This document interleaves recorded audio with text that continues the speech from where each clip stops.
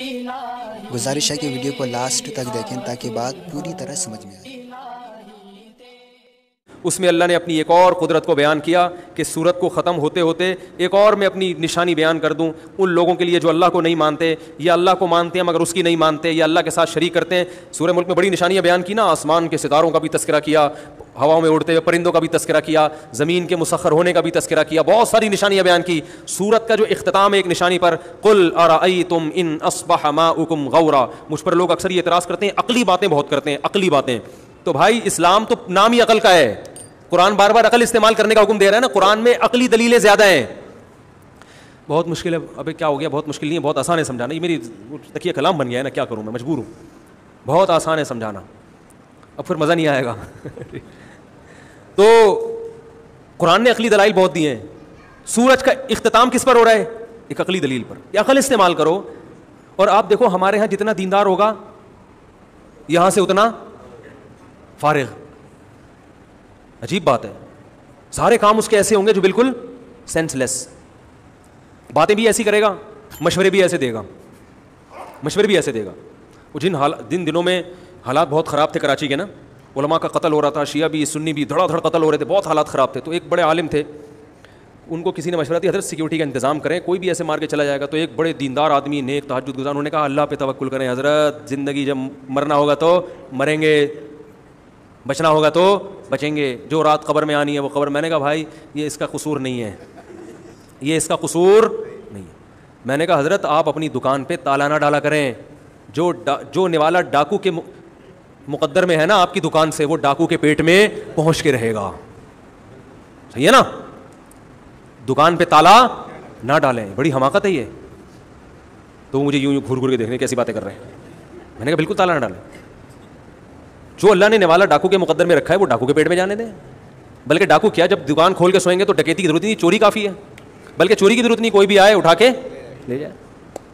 تو یہ عجیب قسم کی باتیں، دینداروں میں یہ ملے گا آپ کو، دینداروں میں کیا ملے گا، یہ اس قسم کی چیزیں بہت زیادہ ملیں گی آپ کو، یعنی ایسی بات کرنا جس کی کوئی لاجک۔ حکمرانوں کو بھی ایسے مشورے دے رہے ہوں گے، حکمرانوں کو بھی، کہ عمران خان کو چاہیے یوں کر لے، مولانا فضل الرحمان کو چاہیے یہ کر لے، نواز شریف کو چاہیے یوں کر لے۔ جب وہ وزیر اعظم تھے نا نواز شریف، تو ایک صاحب ان کو چاہیے یوں کر لے۔ جب وہ بابری مسجد گری تھی نا، پرانی بات ہے، تو ہمارے محلے میں ایک بڑے اچھے نمازی آدمی تھے، انہوں نے کہا کہ پاکستان آرمی کو چاہیے کہ بابری مسجد گری ہے انڈیا میں گھس جائے، بس ایسے نا گھس جائے بس، اور یہ منافق ہیں۔ میں نے کہا بھائی مجھے نہیں پتا منافق ہیں یا بزدل ہیں یا بہادر ہیں، واللہ عالم، لیکن آپ گھس جاؤ، ٹھیک ہے۔ میں نے کہا وہ اگر گھس گئے ہو سکتا ہے فتح ہو، لیکن اگر نہیں ہوئی، اگر نہیں ہوئی، وہ ایک صاحب کو میں نے کہا ویسے تو انشاءاللہ پاکستان کو ہی فتح ہوگی اگر پاکستان گھسے گا تو، لیکن فتح ہونے سے پہلے کے بھی بڑے مراحل ہیں۔ وہ راحت اندھوری کا ایک شعر ہے بڑا زبردست، پتہ نہیں خوش فہمیوں کی بھیڑ میں تو یہ بھول گیا، پہلے مرے گا بعد میں جنت میں جائے گا، پہلے مرے گا بعد میں جنت میں جائے گا۔ جنت میں جانے کا شوق تو ہر ایک کو ہوتا ہے، لیکن اس کے لیے پہلے موت بھی تو ہے نا، تبھی نہیں شوق ہوتا۔ پھر کہتے ہیں اللہ ایسے ہی، مرنے کا پروسیس بڑا مشکل ہے نا۔ تو فتح تو انشاءاللہ پاکستان کو ہو جائے گی اگر مودی نے حملہ کیا، لیکن اس فتح سے پہلے کے پروسیس بھی بم دھماکے یہاں بھی ہوں گے، ٹھیک ہے نا، پھٹیں گے، سب کچھ ہوگا، معاشی لحاظ سے دونوں ملک پیچھے چلے جائیں گے۔ تو اس لیے جو کام حکمرانوں کا ہے اس میں ٹانگ نہ اڑاؤ، اور اپنی ہمارے شریعت ہمیں کہتی ہے تھنکنگ کیا رکھو، پازیٹیو، سوچا مثبت کرو، تیار رہو ہر وقت۔ بھائی جب ہمیں حکومت نے دعوت دی جماعت جنگ پہ بلانے کے لیے سب جائیں گے، اب حکومت نے لڑنا ہے یا نہیں لڑنا یہ فیصلہ کون کرے گی؟ وہ گراؤنڈ ریئلٹی کو سامنے رکھ کر حکومت فیصلہ کرے گی کب لڑنا ہے، کب سلو کی بات کرنی ہے، اور یہ نبی صلی اللہ علیہ وسلم نے بھی کیا ہے۔ صلح حدیبیہ میں آپ صلی اللہ علیہ وسلم نے جنگ کو ٹالا ہے، فتح مکہ میں نہیں ٹالا، حملہ کیا آپ نے۔ تو یہ سب چیزیں ہم گراؤنڈ ریئلٹی کو تو دیکھتے ہی نہیں ہیں کہ کیا ہو رہا ہے۔ خیر، تو وہ قرآن میں اللہ نے ایک دلیل بیان کی، قل ارأیتم ان اصبح ماؤکم غورا، اے نبی آپ ان سے کہہ دیجئے کہ تم جو پانی پیتے ہو زمین سے نکال کے، اگر یہ اور زیادہ نیچے چلا جائے، فمن یاتیکم بماء معین، تو یہ بہتا ہوا بہترین تازہ پانی کون نکال کے لائے گا؟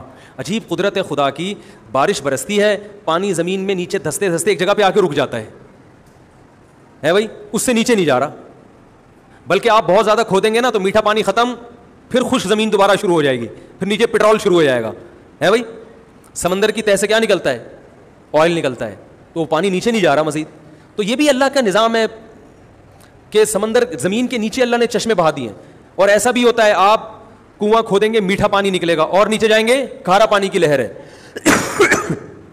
تو یہ ایسا نظام ہے کہ اللہ نے زمین میں پانی کے اسٹور کرنے کے یعنی وسائل پیدا کر دیے, اور پانی ایک حد تک جا رہا ہے, اس سے نیچے نہیں جا رہا. تو پانی چونکہ بہت استعمال ہوتا ہے, تو اللہ نے سورہ ملک کے اختتام میں ایک اور دلیل پیش کر دی. اس کا تو جواب دو.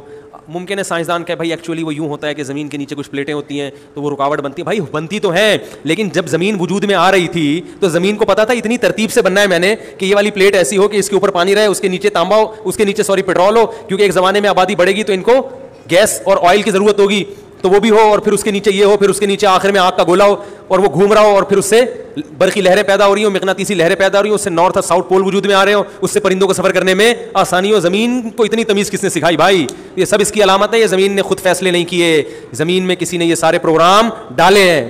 وہ علی کل شیء قدیر ہے, وہ انسانوں کی ضرورتوں کو جانتا ہے. اللہ تعالیٰ عمل کی توفیق عطا فرمائے. ابھی اذان ہوگی, اذان کے بعد 10 منٹ سوال و جواب کا سیشن ہوگا, جو بیٹھنا چاہیں, کیونکہ عشاء کے بعد پھر چھٹی. صحیح ہے, آپ اذان دے دیں مختصر.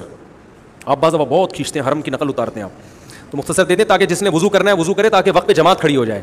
ٹھیک ہے نا؟ تو جو سوال جس نے پوچھنا ہے وہ پرچیاں رکھ لیں, سوال پوچھ لیں.